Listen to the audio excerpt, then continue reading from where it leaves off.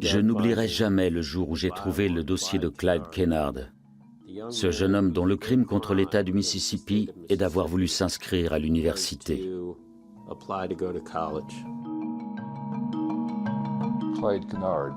Clyde Kennard était un soldat de la guerre de Corée, un citoyen exemplaire qui avait fait ses études dans des universités du Nord, très volontaire, vraiment quelqu'un de bien. Dans les années 50, Clyde a voulu s'inscrire à l'université du Mississippi du Sud. Son dossier est aussitôt transmis à la Commission pour la souveraineté, dont très peu de citoyens du Mississippi connaissent alors l'existence.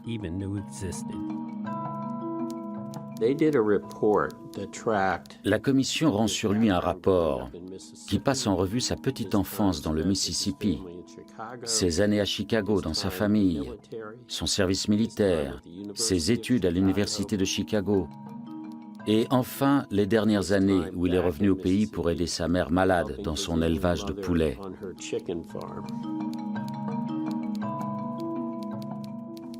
La Commission charge plusieurs agents pour passer au peigne fin son passé et ses activités.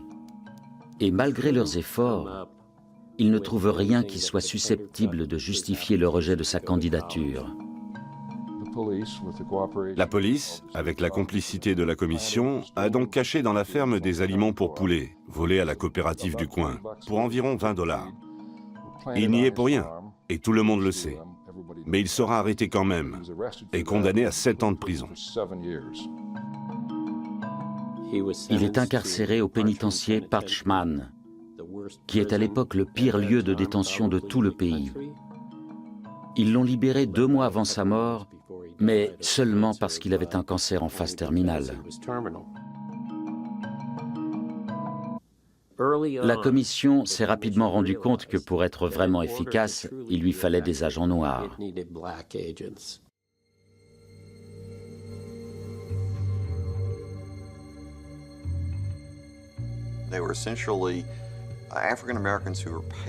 C'étaient des Noirs qui étaient payés pour assister aux réunions de la NAACP et faire un rapport à la Commission. Voilà ce qui s'est dit.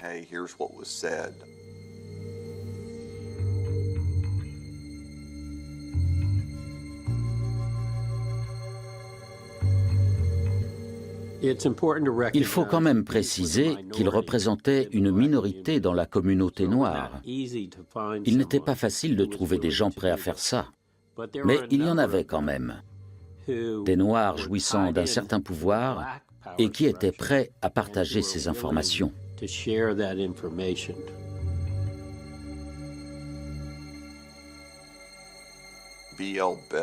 B.L. Bell écrit au gouverneur « J'ai appris l'existence de la Commission pour la souveraineté. J'aimerais vous proposer mes services. » Et c'est ainsi qu'il assiste à diverses réunions.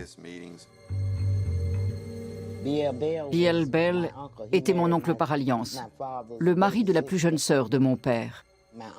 Mais il ne nous voyait pas souvent parce qu'il disait qu'on n'était pas des gens qui réfléchissent. Ma mère était domestique et mon père ouvrier dans le bâtiment et dans le coton. On était des gens modestes. Mon oncle ne voulait pas de ce progrès-là. Il pensait, comme beaucoup d'autres, qu'il était au-dessus de nous et il ne voulait pas que ça change.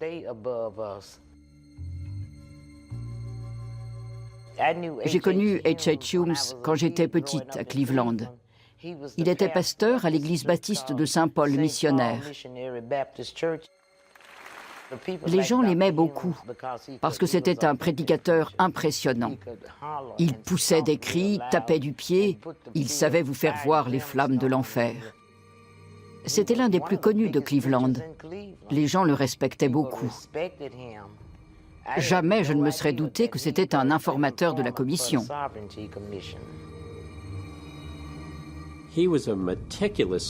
C'était un espion méticuleux qui rendait des rapports circonstanciés à la Commission sur les nouveaux membres de la NAACP, sur ses nouvelles stratégies, sur les nouveaux événements qu'elle allait organiser. Il y a des échanges constants entre Humes et la Commission. Il était le type même du leader noir conservateur qui intéressait la Commission. parce qu'il avait peut-être lui aussi des griefs contre la NNACP. En jouant sur l'appât du gain et sur le prestige, elle faisait de lui un informateur qui pouvait nuire au mouvement des droits civiques.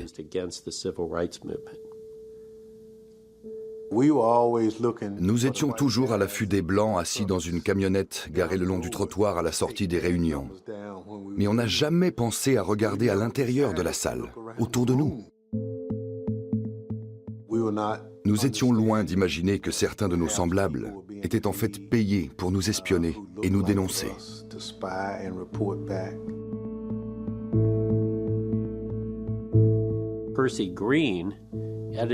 Percy Green, par exemple, était rédacteur en chef du Jackson Advocate, qui était le journal le plus important de la communauté noire à l'époque. Il ne voyait pas d'un bon œil les nouveaux adhérents de la NNACP, trop turbulents à son goût. Eh bien, cet homme-là a fourni très régulièrement des informations sur la communauté noire.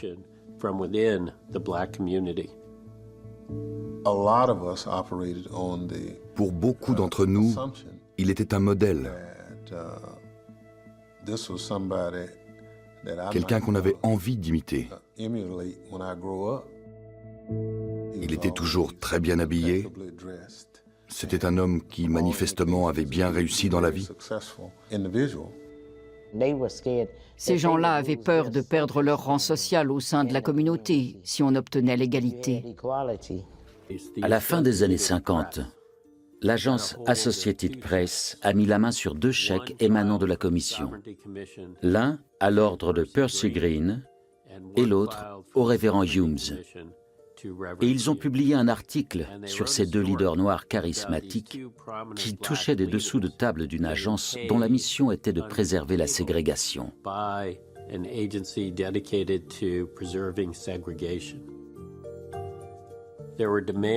Par la suite, certains ont exigé que Percy Green soit déchu de ses fonctions de responsable de la Convention baptiste, qui réunissait des centaines de milliers de personnes. Ça a été un véritable tollé contre Green et son journal. Quant au révérend Humes, il était soumis à un grand stress à l'époque. Un soir, alors qu'il rentrait de chez un ami, il a eu une crise cardiaque et il est mort.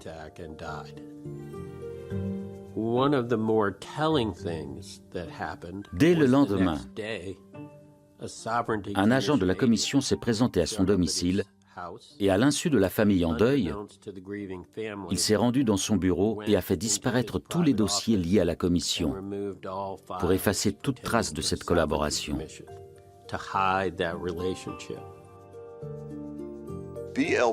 Une fois démasqué, B.L. Bell ne présente plus aucun intérêt pour la commission qui se détourne de lui. Les lettres qu'on peut lire par la suite sont à cet égard assez pitoyables. Il écrit à la commission pour dire « Je dois faire face à certaines dépenses, pourriez-vous m'aider ?» Mais il ne leur était plus d'aucune utilité et ils ont complètement coupé les ponts.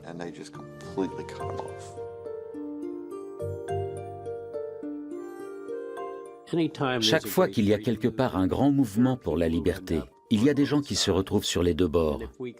Si l'on pouvait se replonger dans le contexte de cette époque, on se rendrait compte de la grande confusion qui régnait dans le Mississippi.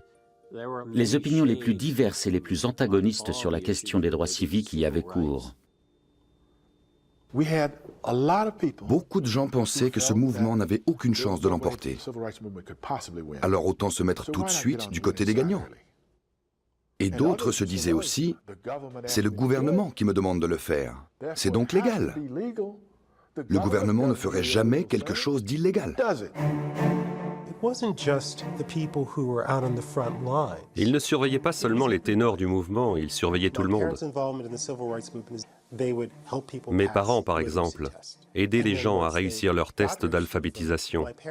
Et une fois qu'ils étaient inscrits sur les listes électorales, mes parents collectaient l'argent pour payer l'impôt. Ils n'étaient pas en première ligne, ils n'allaient pas aux manifestations. Mais tous ceux qui voulaient changer le système, même à un petit niveau, étaient suspects.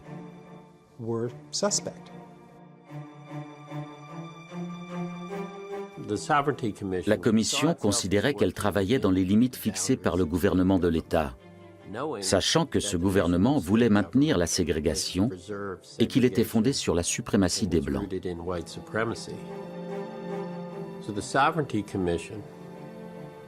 Dans ce cadre, elle fournissait des renseignements à la police de l'État, à la police locale, sans se rendre compte que le Ku Klux Klan était en pleine ascension et que sa stratégie était d'infiltrer les services de la police locale.